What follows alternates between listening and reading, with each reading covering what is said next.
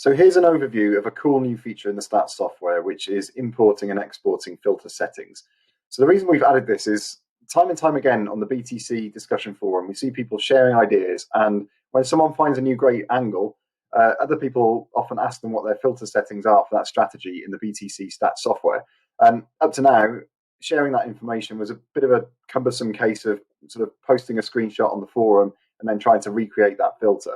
So what this feature allows you to do is export your settings for any filter to a file, and then if you send that to someone else somehow, for example, you upload it in a post on the forum, they can recreate that filter their end at the click of a button. So here's how it works. Now, when you access the software, you'll see this splash screen in the filter section, and you can just click create new filter to just start creating a filter from scratch as usual. But if I go back, you also have this space here where you can paste some data in here to have the software build a filter for you.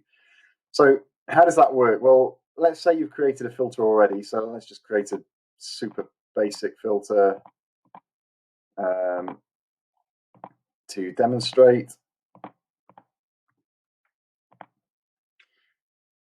So I've added that criterion there, and as soon as I have at least one filter criterion in the list there, I can now see this export button at the bottom.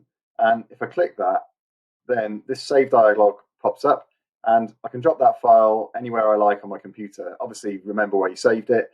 And if I open it up, I see this big string of gobbledygook in here, and you don't need to understand anything about what all this means.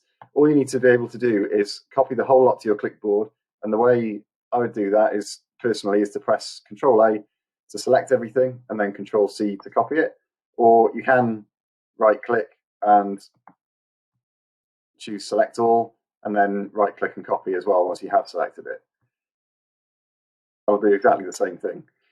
Now, if I copy that and if I completely clear this filter that I've just built now so that you know it's completely empty, I'll start again.